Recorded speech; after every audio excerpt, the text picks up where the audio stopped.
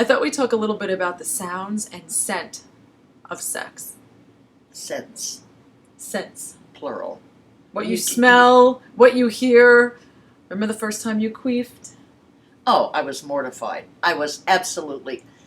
First of all, I wanted to say that wasn't a fart, but I couldn't say fart. Why? Because it was too graphic? No, yeah, fart. You can't. A lady can't say fart. During sex. No. So then I said, I didn't pass gas. Oh, that's a nice PG-13 way to do it. It's pathetic. Just so pathetic.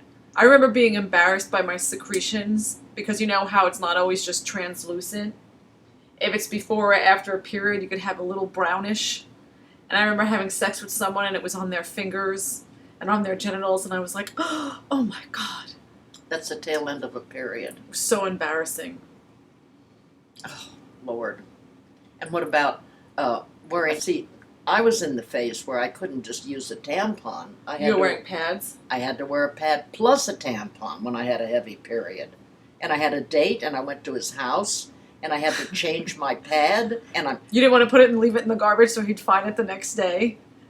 Like he'd care? So, of course not. So I sat in the toilet, and I took the mesh off and tore the mesh off. How long did that take you? I don't know, 10 minutes. And then I took the pad and I broke it into pieces and put that in the toilet. And that was so it would flush. The worst thing would be to put a Kotex in. Oh, and then have the toilet overflow? It was always a fear when you were over at someone's house that you'd make the toilet overflow.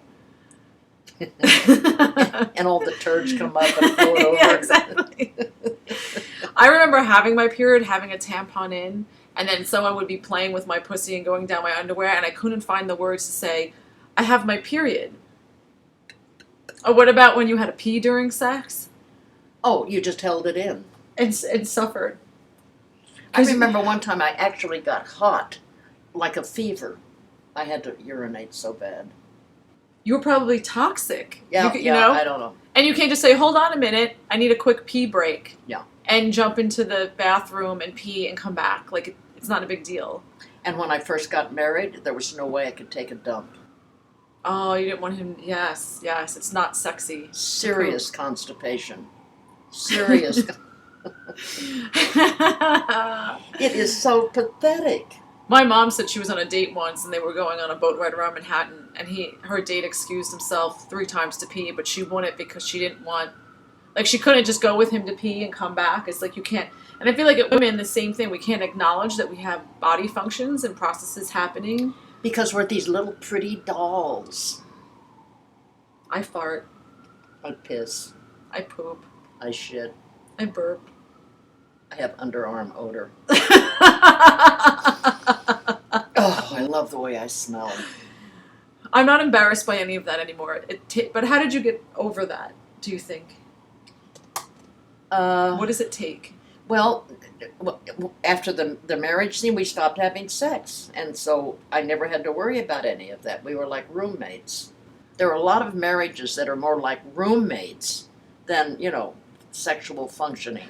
But when did you get to the point where you could be having sex with someone and excuse yourself to go to the ladies' room or queef and laugh? 40. 40. I was 40. So I wish at 20 I could be who I am today at 40 and realize that it's not a big deal. No, wait a minute. 35 was when I got divorced. And then with Grant, when the sex gets really good, you have to let go of all of that because it's the ultimate vulnerability. Yeah. You're having an orgasm. It smells. You have no like idea you have to let go. So I was like 36. So on the cusp of 40. Yeah, well. On the cusp. Yeah. And it's what we go through. Being on a date and you can't go to the bathroom to pee. And he's saying goodnight to you, and you're standing on the porch, and it's running down your leg. I couldn't hold it another minute, and I'm standing there, and this stream of pee is going down my leg. And he didn't notice. He just turned around and got in the car and drove off. Oh. It's pathetic. No. Yes, we just have to accept our bodily functions It's why we're human. It's why we have a body. Bodies are beautiful, and they do all of those nice things. Right, now, so all of you young kids and old kids and middle-aged kids, allow your bodily functions to be part of your life, because without them, we would be dead.